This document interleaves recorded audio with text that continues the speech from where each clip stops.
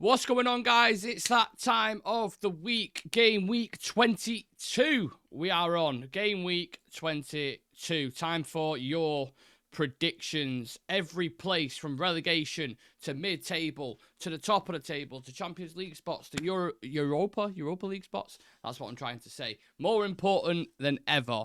But how did we get on in last week's predictions, Sam? That we're going to dive into. Whilst you, for some reason, every Premier League predictions that we do seem to be in a muffin. So, when we film this is right after I finish work. Yeah. I finished work 5:30, and I haven't eaten since 12:30. Okay. And I don't get a break after that. So it's like I finish work and I jump straight on this and I film. So I need to eat something. So the closest thing that I don't have to cook is like one of these bad boys. So. Well, I feel like now every time we do one, if you don't have one, much like your chocolate mug, it's going to look a bit weird. I feel like I have to use this mug every time I come on the show now, because if I don't, people complain in the chat. So, yeah. Maybe we need to do a collaboration with them or something. That could be interesting. Yep. Anyway, let's get into last week's predictions, what we made. We're not going to go through all the games because we'll be here for about an hour. But basically, I got 3 correct score lines: Chelsea and Bournemouth, Leicester and Palace, and Newcastle versus Wolves. That's not correct results, correct score lines, people. So I'm quite happy with that. Shreyas got 3 correct results: Chelsea, Bournemouth, Everton, Aston Villa, Newcastle, and Wolves. And Sam got 2 correct results and 1 correct score line. Do you remember who the correct score line was, Sam? No idea. You said Villa would beat Everton 1-0, and that was bang on, wasn't it? So, fair enough. And you also Leicester versus Palace and Newcastle versus Wolves, correct results. So let's step it up today. I want to try and get a few more in there. Try and get 4 or 5 correct results at least. Remember, ladies and gentlemen, you already know by now. If you don't, you have one barn burner that you can use, which is basically if you think a game is going to go off, it's going to be a 5-4 or a 3-1. And you also have one banana skin where you think everyone thinks this team's going to win, but I think there is going to be a slip up there or a significant kind of whoa, what the fuck just happened, basically. Now we're starting off with a decent game, Sam. We've got Newcastle versus Bournemouth, 12:30 Saturday kickoff. Newcastle phenomenal at the minute. One of the most informed team alongside Nottingham Forest. Great defensive flair. But Bournemouth are also a challenge. So how do you see this one playing out? Yeah, Bournemouth had a bit of a shit first half against Chelsea during the week. And you thought, oh, Chelsea are finally getting a win. Was it Chelsea they played? Yeah. They drew. Yeah. And then they came back in the second half and managed to draw the game. So Bournemouth, great team. And I think they've got some great players. Semenyo is something special. I think he's going to end up going to a big club. What a finish that was, by the way. Against Chelsea. Unbelievable. And they're going to rinse a team for money to buy him, by the way, like Dominic Solanke style. So, yeah, that'll be... So this should be a fun game to watch. Like, this potentially could be your barn burner already. Like, looking at this squad list. Is that confirmed? Looking at this fixture list. I'm just looking at the fixture list now. Is that or Brentford and Liverpool? It's between those two. It's definitely between those two. I'll go Bournemouth, Newcastle. I'll go early. I'll go with those. I think this is going to be... It's going to be a barn burner. I think both teams in form. Both teams to score goals. Both teams fighting towards the top of the table. Yeah, I think this will be a great game. I'm going to go for a Desmond. I'm going to say 2-2. I had 2-2 in my head as well, but I think Newcastle at St. James's Park, I think Gordon and Isaac are in such good form at the moment. Yep. I've just edged it me. I've gone with 2-1 to Newcastle. But I can definitely see a 2-2 happening as well. Yep. I'm glad you said that the Liverpool and the Brentford one, you went with the Bournemouth Newcastle one, because this is my barn burner. I think this is going to go off. Probably for similar reasons what you're thinking as well. But Brentford at home are always good. They've always got that counter-attacking nature. Liverpool, as we know, can concede a goal. But you've got other teams starting to catch up to them a little bit now. City starting to pick up a bit of form. Arsenal still picking up results. So I can't see Liverpool losing, but they will concede goals, won't they, in this? Yeah, Forest put it on him in the week. Counter-attacked and scored a goal. And then Liverpool tries they might, couldn't find that winner, could they? Like they threw everything but the kitchen sink at it and just couldn't get a winner. I thought Sells from Forest was fantastic. I thought and Murillo, Aina, Ilanga, I thought they were all really, really good for the point. So yeah, Liverpool might have a bit of a struggle against Brentford because again, counter-attack team, They know how to score goals, especially at home. So it could be, yeah, you're right. Like these two were the two thrillers I was thinking about. So I'm gonna go. I'm gonna go 3-3. I'm gonna go for a big score. Yeah, Oh, 3-3. I've gone 3-2. So one Okay, goal off again there. Yeah, I think that's good. Them two. What a way to start the weekend, by the way, as well. Brentford, that's good. Liverpool, Two good Newcastle, games. Bournemouth. That's great. We've had a couple of Yeah. questionable ones in the past couple of weeks. So yeah, I'm a big fan of that. Moving on to poor old Rude. 3 o'clock. One of the first ones. Leicester versus Fulham. They just can't seem to get any kind of points whatsoever at the minute. They're not good enough defensively. They concede a shitload of goals. But Fulham slipping up at West Ham. I didn't really see that coming, did we? Yeah, now that I was looking at West Ham, obviously Graham Potter's got the magic working quite quickly. Manager bounce is happening. He's got him playing well. He's got him scoring goals even without their goal threats. Full Krug out, Antonio out, Bowen out, and he still seems to be getting goals from somewhere. So he's doing well there. Fulham, yeah, they were really good the first half of the season, starting to fall off a little bit. A lot of draws. I'm gonna go really boring and go a 0-0 draw. 0-0. I think. Yeah. I could definitely see that playing out like that. I've gone 2-1 Fulham just because I looked at the 4 over the last 5 games. They've scored 2 goals. But I think because Leicester are so desperate to get something, I think they'll give the fans a goal at the King Power Stadium. So I've gone 2-1 to Fulham. Now, we touched on West Ham there, Sam.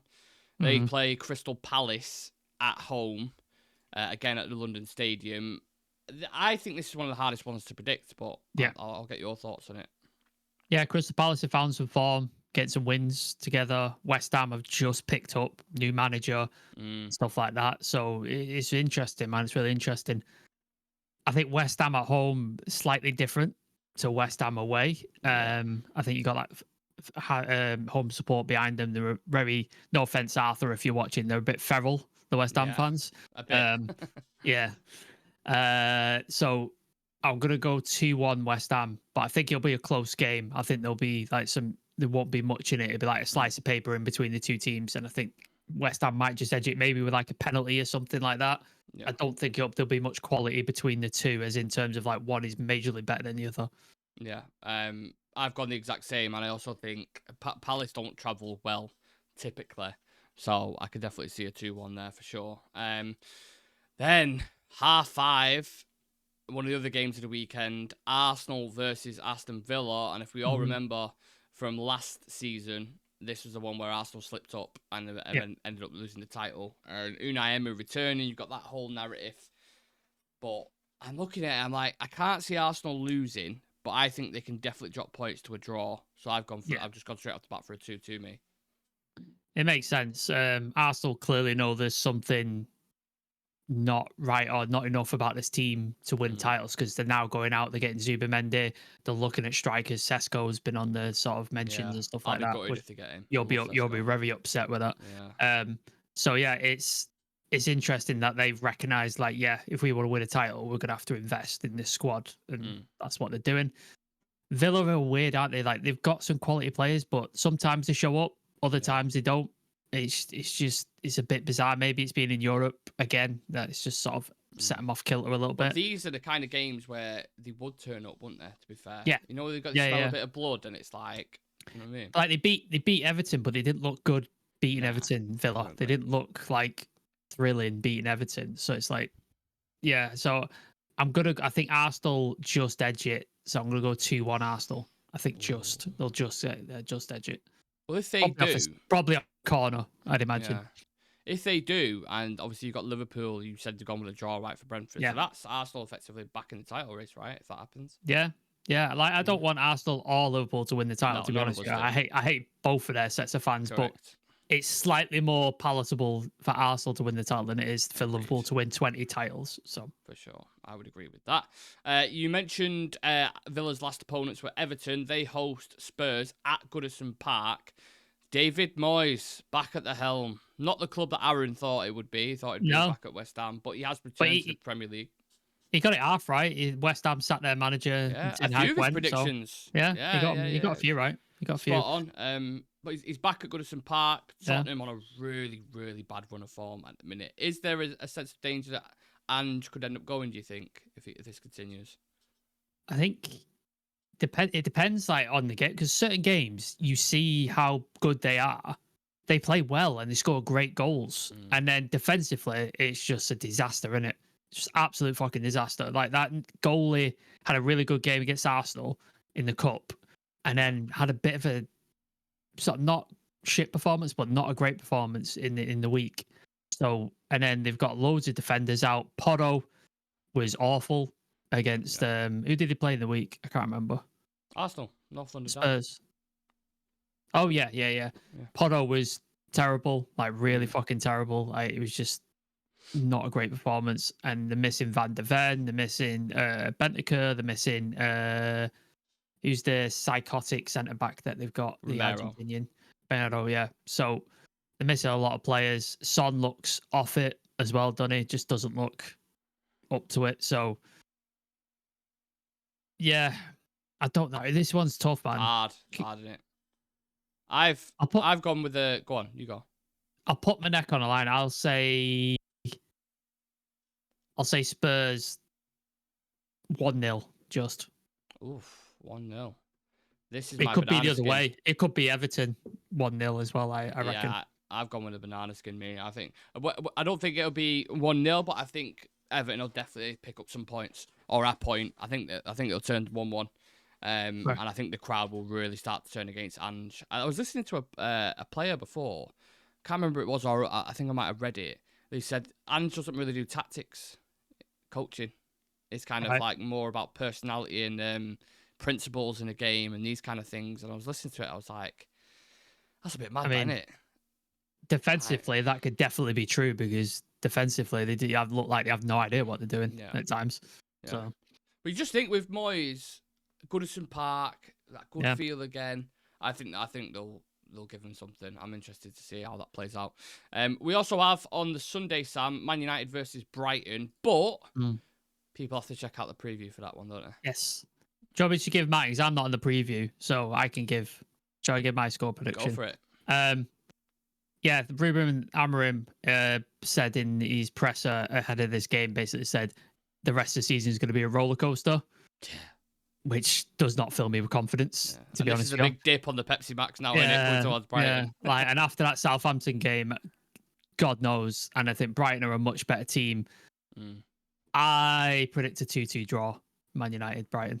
That's what I predict. Wow. I think we're going to score, but they'll score goals. Ahmad for us will score goals. They've got a lot of goal scorers in their team.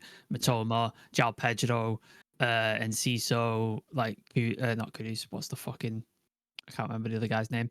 Anyway, they've got some good goal scorers. So, yeah, I'd say 2-2 for United Brighton.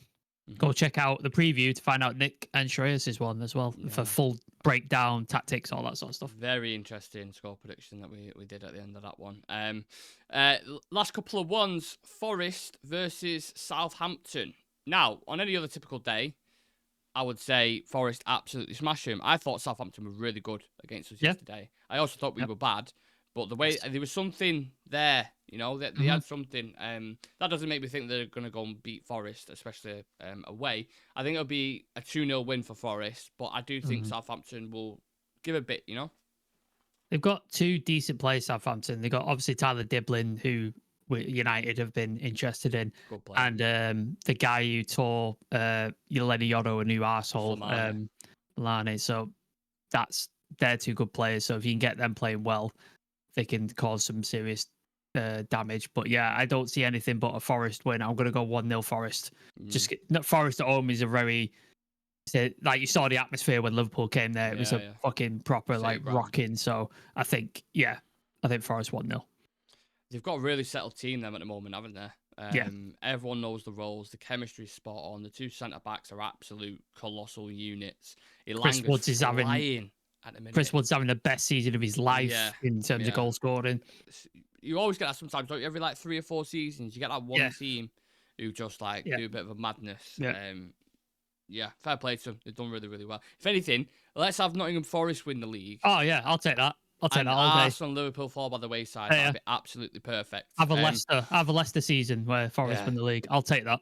Absolutely. Speaking of title contenders, obviously they are still in contention. We've got Ipswich versus Man City. I'm not saying Ipswich is title contenders; they're relegation contenders. Yes. But Man City, a lot of interesting news on going around them at the moment, Sam. I mean, we can kind of park the predictions for 2 minutes potentially, just to talk about Haaland's contract, the 100 million being spent in January. Does that suggest to you they're going to get away with this? Yeah, like I think we spoke about it in the group chat. Like Haaland signing a 9-year deal. Why would he sign a 9-year deal No chance. if there's a slight suspicion that they're going to go down or get relegated anyway? Also, why would players sign for them, and why would City drop this amount of money on players to improve the team to win a title? Maybe not this year, but next season. Why would they do that if they're not a chance of like them being in the league next season? So yeah, that says everything to me, that there's going to be a slap on the wrist. Here's a fine of a couple of million that they'll pay out of their back pocket or change down the back of the couch for City. Yeah. And that'll be the end of it. And they'll pretend it never happened and it never mention it again. And then they'll probably go on to dominate the league next year. So yeah, it's obviously we don't know this for sure. We don't have any intel and stuff like that, but just all the other signs are pointing towards that. And yeah, it's infuriating as every other football fan. I think that's as good as basically coming out and saying that City have won the case, seeing stuff like that. There's no chance he signed a 9-year deal on the amount of money that he's on when he could, he's one of those strikers. You can go to Madrid or Barca or, do you know what I'm saying? Like, Pep's extended as well, and he's got a divorce, and his wife has basically divorced him because his football, the demand for football is too much. No. So sure, and he previously said, I think he said in an interview before this, he would not move to cities or clubs if his family didn't want to come with him. Like he said that about Bayern, he said that about Barca and when he left Barca and stuff like that. So that says to me that he knows is fine at City. Otherwise, why would he stay? Obviously, he could just bow out this season, go with his family, keep that together, and just go do whatever. But he clearly knows it's going to be fine. So I think, it's all signs point to a slap on the wrist, don't they? Absolutely. What about the game then? Ipswich at home, but City are just like that now, aren't they? You can see the momentum doing what they always do in the second half of the season, they just start to go on a run. They did bottle it though, didn't they? They ended up with a 2-2 draw. Yeah, that's a good point. So, and it looked like they were dominating that game. They looked like, Foden gets 2 goals. This is it. City are just ended the game, and then they ended up conceding 2. So that vulnerability is still there. Like it hasn't gone away because Rodri hasn't returned. De Bruyne is still out of form. Completely forgot about Rodri, Forgot he's... and the defense is still a bit shaky and all over the place as well. So they're still vulnerable. So you can see, like, you'd love to... Is Delap on loan or did they buy it, Ipswich? No, they bought him. Okay. So I'm sure he'll want to score against his old team, won't he? Come in and show them up. So I could well see them scoring against City, especially at home. So, but I'll go City 3-1. I think Ipswich might score first, though. I think Ipswich score first. The crowd will get going, and I think eventually City will shut them down, and that'll be it. I've gone the exact same. 3-1 Man City. I can see that.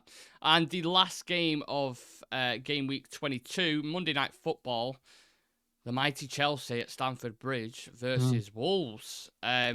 You've not used your banana skin yet, Sam. This is it. Is this the one? This is my bananas. Yeah. Talk to me about this game. Chelsea no win in 6, I believe. It might be longer, might be 7. Yeah. Obviously, they were winning at Bournemouth and then ended up drawing at the end, conceding. You thought with that Cole Palmer goal, you were like, okay, this is it. They're going to turn on here and then that'll be it. But they ended up So they look vulnerable, man. They really do. Like, they just can't seem to win a game. Wolves, new manager, I think he has to get wins from somewhere. And I think he'll probably look at Chelsea and go, I can get a win here. I can... because salvage a winner. Like yeah. I think he's looking at it and he could get a win there. And they have got... Is Cunha back? Yeah. Is he back for suspension? Yeah. So Cunha will be back. They have got some good players, Wolves. So if they can get them motoring and get them going, he can cause problems. So yeah, I'm going to go Wolves 2-1. I think Wolves are going to win it 2-1. There it is, the banana skin. Do we think that's it? Anyone else watching currently? Let us know if you can see this as a potential banana skin as well. It's weird. With Chelsea at the minute, like You mentioned something about Maresca in the second half of the season, didn't you? Yeah, Instead of fall off slightly. happened at Leicester when they won the championship. Yeah. Like they stormed it, and I think they had like a 12-point gap Yeah. between them and second, and then it went all the way down to like 3 or something before the end of the season. Yeah, I think it's difficult this because I saw a tweet before as well. I don't think Palmer's going to be available. There's 3 players who are going to be out for the game as well. Interesting. So I won't go a Wolves win. Maybe a draw. Yeah. Maybe a draw. No, I'll go Chelsea 2-1. I'll go Chelsea 2-1 because they are at home. They should be beating Wolves. Wolves just had 2 games back to back where they lost 3-0 to Forest, and they lost 3-0 as well to someone else. I can't remember who it was. But it's a tricky one. That's one of the hardest ones to predict. Yeah. But yeah, that's what I'll go with. Yeah, I think that's all the fixtures rounded up there. I got kind of really muddled up in my head then. I was like, getting pulled both ways. Anyway, let us know what you make of our predictions in the comments section. Let us know what games you're excited for most. Do you see Arsenal pipping himself right back up into the title race? What about the relegation contenders? And most importantly, what do you think about United as well? Where do you think they're going to get a win over Brighton? Do you think they're going to fall? Get everything in the comments section. Sam's laughing. United are going to ruin our Sunday, aren't they? Yeah. Thank you very much for watching, people. Smash a like on the video. Subscribe to our channel for more content like this. And me and Sam will see you guys for game week 23. See you in a bit.